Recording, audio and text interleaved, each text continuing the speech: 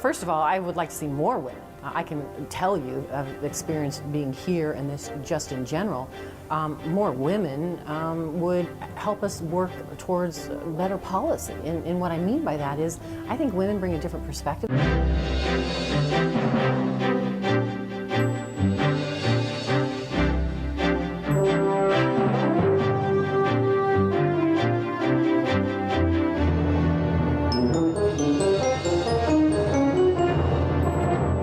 Hello, I'm Bonnie Erbe. Welcome to the Contrary. This week we continue our series of interviews with women thought leaders. Our guest is Nevada Senator Catherine Cortez Masto, the first woman elected from Nevada to serve in the U.S. Senate and the first Latina to serve in the U.S. Senate. Cortez Masto is one of a record 22 women now serving in the U.S. Senate. 17 of the women, including Cortez Masto, are Democrats, 5 are Republicans. In 2017, she replaced outgoing Senator Harry Reid, who had endorsed her. He also served as Senate Majority Leader. So help you God. I do. Congratulations, Senators. Senator Cortez Masto's background includes being elected the 32nd Attorney General of Nevada, where she served 8 years. She was also a civil attorney, a criminal prosecutor, and chief of staff for former Nevada Governor Bob Miller. Cortez Masto's first speech before the full U.S. Senate was not what she had originally planned. That speech was meant to demand that our country's leaders respect every American, regardless of the color of their skin or how they choose to worship. Unfortunately, Mr. President, my maiden speech on the floor of this body will instead talk about mass murder. Today, I want to recognize the courage of heroes and first responders and honor the wounded and those murdered. She called on Congress to pass common-sense gun safety reforms. The first bill she introduced as a U.S. Senator was legislation to take back President Trump's executive order directing the Department of Homeland Security to prioritize the deportation of a vast majority of undocumented immigrants. Senator Cortez Masto, very nice to meet you, and thank you for joining us. Thank you. So tell me, you are the first Latina in the U.S. Senate. You're probably getting sick of responding to this question by now, but is the Senate a Latina-friendly place? Making it more, right? So yes, it is, but we can obviously work harder to make sure we're opening up more of that diversity, and that's been my goal since I've been here. And you know, it's something that I've always worked in. I've always felt that whether I was the Attorney General of Nevada or working here, I think our government and the people that work in government should be just as diverse as the people we represent in our communities. And I think here in the United States Senate, we can open that door wider. We can make sure we're opening it up and giving everybody an opportunity to succeed. That's why I've been working so hard to meet with some of the various staff that work here from... But before we get to that, because I do want to ask you about your diversity initiatives, what's it like on the Senate floor? I mean, there are a whole lot more white males in the population on the Senate floor than there are in the population of the United States or even Nevada, I imagine. Well, first of all, I would like to see more women. I can tell you, of experience being here and this just in general, more women would help us work towards better policy. And what I mean by that is, I think women bring a different perspective, but more willing to get things done. We're problem solvers. Even with somebody like Senator Joni Ernst of Iowa, who is as pretty hard right-wing as any of the men here, do you find it easier to negotiate with her? Well, let me just tell you, it wasn't even the first month had passed when I was sworn in with my colleagues when we had our first bipartisan women's dinner, Senate dinner. I mean, we met as women senators just to get to know one another and really to build relationships. And I think that's important because I think it's where it starts.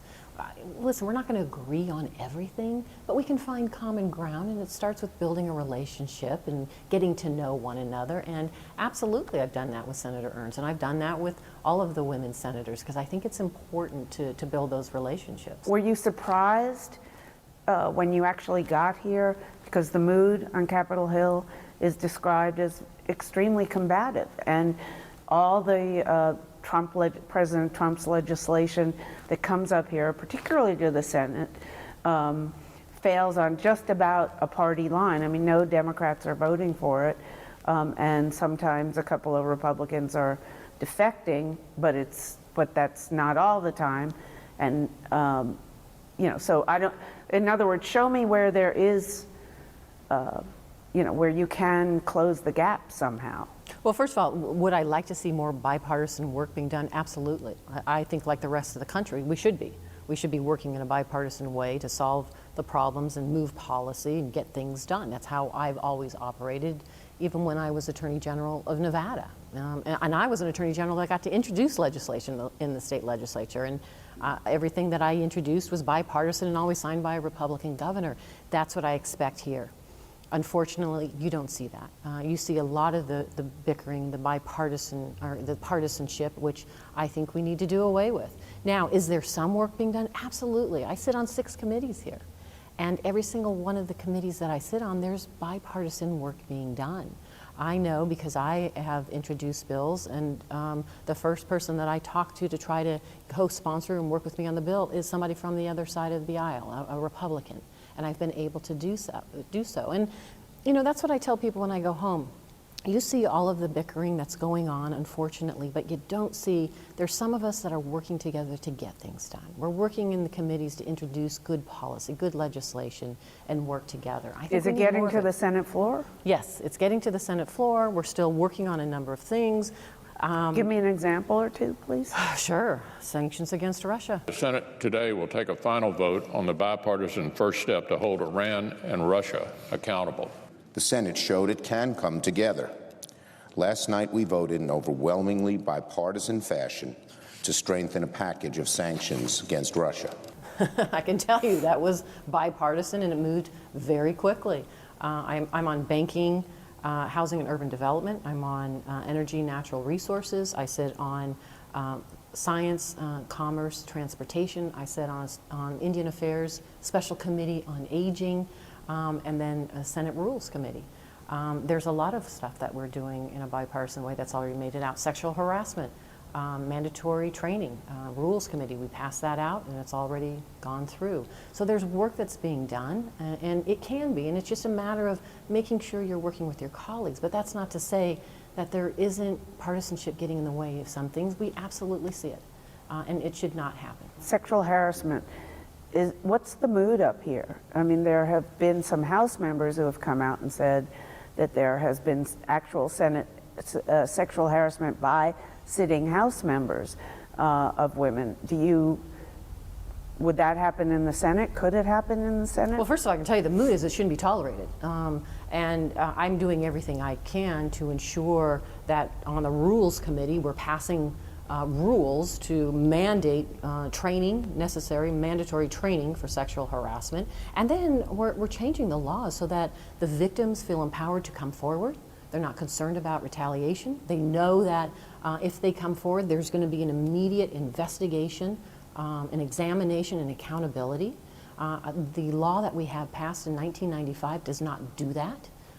In fact, it does just the opposite. It keeps victims from even willing to come forward, so we need to change that. That's why I signed on to Senator Kirsten Gillibrand's bill. That's why I'm working very hard on the Rules Committee as a part of a working group to change it, to make that environment different. And I think that's what we need to do. Listen, this is an area I've worked on most of my career. Have you prosecuted sexual harassment cases? I have not prosecuted sexual harassment, but I've worked very hard as Attorney General to work on passing laws that address domestic violence prevention, sex trafficking prevention, sexual assault prevention. Those are areas that I have worked on my entire career to make sure not only are we doing right by the victim and empowering that victim, but we're giving them tools to take action against their perpetrators, and we're increasing and strengthening the laws against those perpetrators to hold them accountable and making sure there is that accountability. What tools have you given to survivors of sexual assault? Yeah, so survivors in general in the state of Nevada have worked very hard to pass victims' rights laws. So a couple of the things, particularly when it comes to survivors, giving them the right to sue their perpetrator civilly. That's very important. making sure that the victims have the right to come forward and feel safe, so that we have SART and SANE nurses, right? Nurses that can really feel comfortable talking with the victims vice versa with the nurses. Making sure that we have Victims Compensation Fund in the state of Nevada. Worked very hard to make sure that those victim compensation funds were there to support those victims. Are you trying to get it federally? In the state of Nevada. We have it federally, believe it or not. It does exist federally, and we need to make sure that the federal laws with respect to victims compensation funds continue to support state laws as well, and vice versa. And that means making sure that those victims have the right to come forward and that they're going to get compensation, and making sure we're doing right by them. And there's so many things. Obviously, there's a sea change going on societally with sexual harassment. All the women who've come out against men in power, men in high positions in corporations and the media, etc. But what about the woman in a diner in a small town in Nevada who's getting constantly sexually harassed, maybe even assaulted by her boss? Are what you doing going to help that woman who's not going to get national media attention when she comes out? Absolutely, and those are the laws that I've worked for most of my career to address. For instance, in Nevada, there is a law that says that if you're a victim and you come forward and you go get that examination from a nurse, that you do not have to file a complaint if you don't want to, or if you choose to file a complaint, then there will be immediate action and an examination and an investigation taken. Part of what the goal is with victims is making sure they're empowered to come forward, but we don't want to re-victimize them. And those are the laws that we passed in Nevada to make sure that we were fighting for them. And giving them the ability to feel safe coming forward, and there is training. So part of what we did in the state of Nevada as well is making sure that the federal funds that came into the state through VAWA actually came in to support training for sexual assault training, domestic violence prevention training, sex trafficking training. Is training going to do it? It's part of it. Part of it is the training, and not just training for law enforcement, it's training for judges, it's training for advocates, it's training for prosecutors, it's training for treatment providers, and making sure everybody has the understanding of how to work with a victim. And particularly with the victim, it should be victim-based, right? Evidence-based and victim-based, so that we're focusing on the needs of the victim and not everyone else. And so that's part of the training. Part of it is the laws. Part of it is passing laws to strengthen the accountability against the perpetrators, to give new tools like I've talked about for the victims, and then part of it's the enforcement. We want to make sure the enforcement is occurring, and the treatment is also there as well. You're particularly interested in sex trafficking. Tell me about what you're doing there and why it's a passion, a legal passion for you. Now, there is so much sex trafficking going on, and let me just tell you, this is a crime that is so prevalent. And thank you, Ms. Ambrose, for being a voice, because it is not an easy thing for you to get up here and tell your daughter's story, and your story is one that I've heard too many times in my state as Attorney General, and this is an issue that we have to stop. We have to stop it, and it is not just for federal law enforcement to stop it. It is for all law enforcement, for state, local, to take action, and that's all we're asking, is that state law enforcement have that ability, because it is so prevalent. Yes, when I was Attorney General in Nevada, I met too many times young people that were victims of sex trafficking. And we did not have the laws on the books to not only identify the crime, but make it criminal and hold those perpetrators accountable. So because I was able to introduce legislation as an Attorney General, I introduced for the first time sex trafficking crime in the state of Nevada, making it a felony, holding those perpetrators accountable, increased punishment, but also giving victims rights and making sure we're doing more for them for treatment and giving them the tools they need to become survivors at the end of the day. That was a law that I introduced that was passed unanimously and signed by a Republican governor.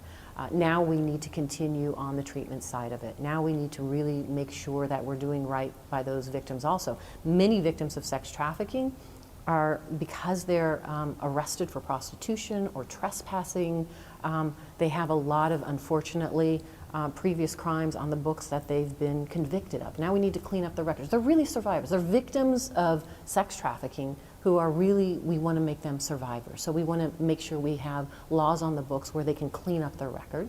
And so part of that... and put more responsibility for the crime on the John? That's right, on the demand side. So that's the other side of this. I was able in the state of Nevada, working with the legislature, to increase some of the penalties against the demand, the Johns, but we need to do more. And we also need to do more right by these victims, because we don't have a lot of treatment for victims.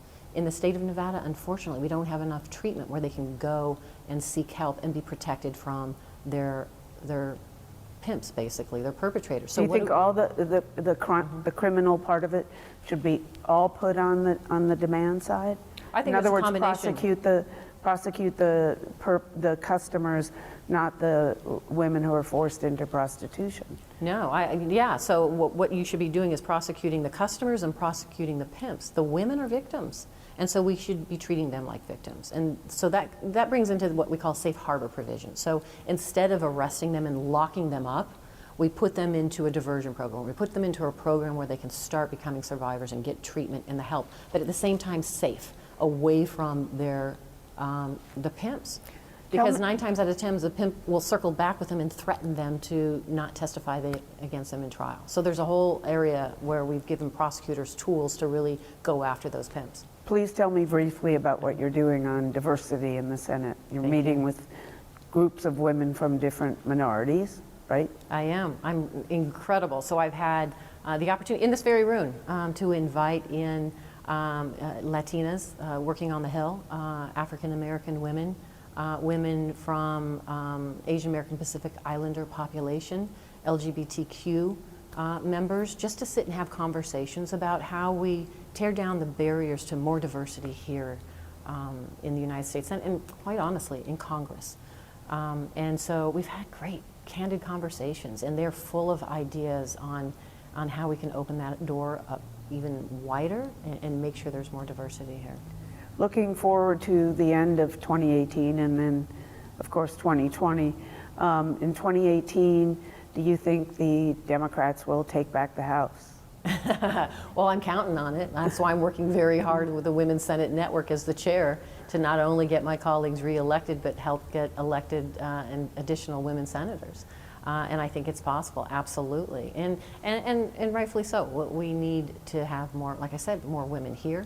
I think there's an opportunity to really focus on good policy for the benefit of this country. There's a lot of work that still needs to be done for working families who are still struggling. Well, and if the Trump budget were to become law, there are a lot of people who say, experts looking at the numbers, saying that the people who will be really hurt are the very low-income women, many of whom in this country are Latina, Native American, also a large population in your home state. What do you think about that? Well, if we're talking about the Trump budget, the Trump budget zeroes everything out. So everybody would be harmed, from affordable housing to environment, you name it.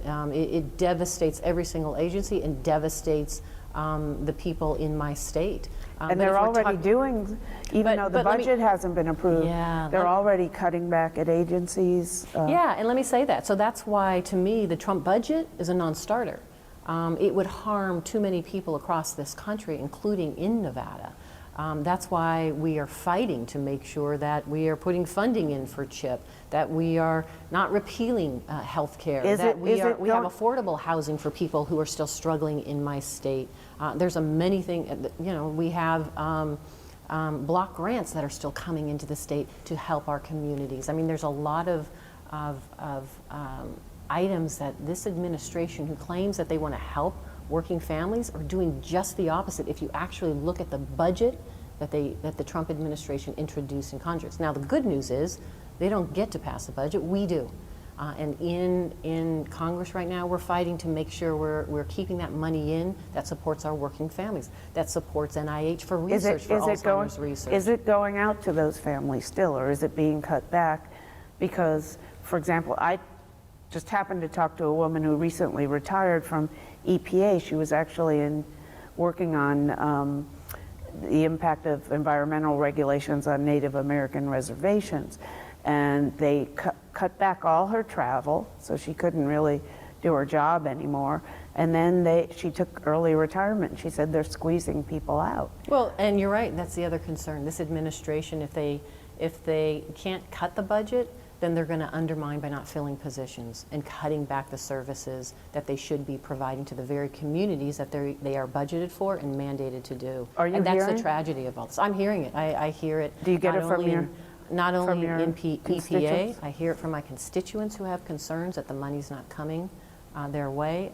And you see it. Look what's happening in the State Department right now, not filling positions. So you have, what I have seen is this administration really trying to undermine the very agencies that are there to support the families that I know that are relying on that support. Looking forward to 2020, and as a result of what's going on with the federal budget, a number of your female colleagues are often names are bandied about as potential Democratic nominees for president, including Senator Gillibrand, Senator Kamala Harris. Do you think the Democrats will have a female nominee next time around? Oh, I have no idea, but is it time to elect a female president? Absolutely. I think we've got some incredible women right now in the United States Senate. If we were in the majority, many of these women would be chairing these committees, from Homeland Security to agriculture, you name it, to small businesses. They have to health care. They have expertise in areas. They're smart.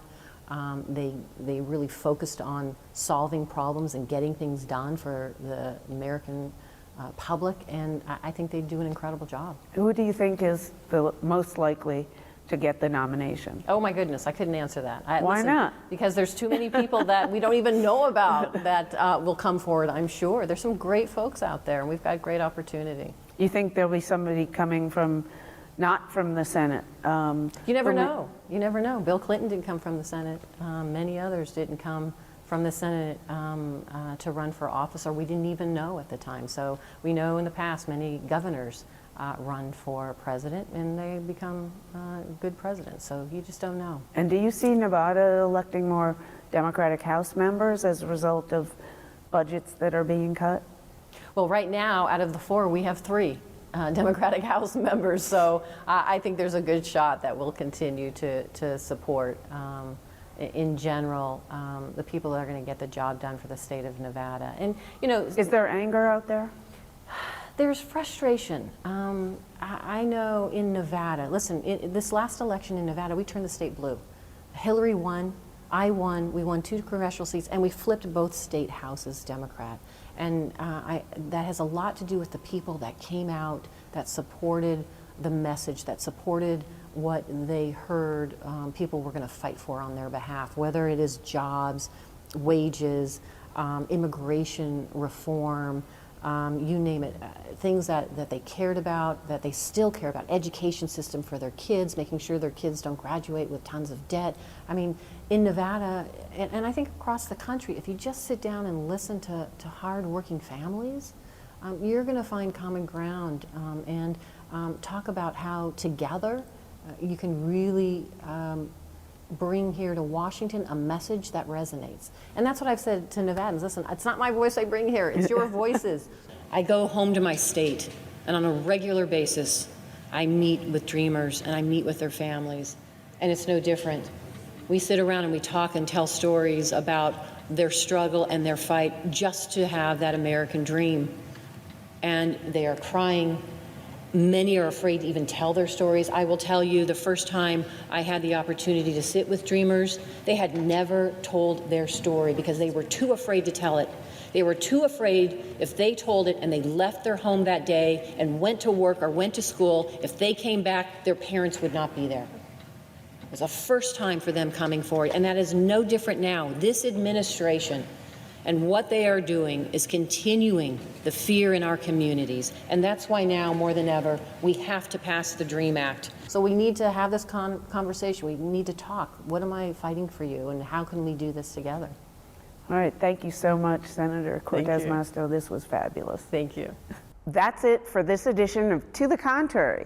Please follow me on Twitter and visit our website, pbs.org/to the contrary. And whether you agree or think to the contrary, see you next week.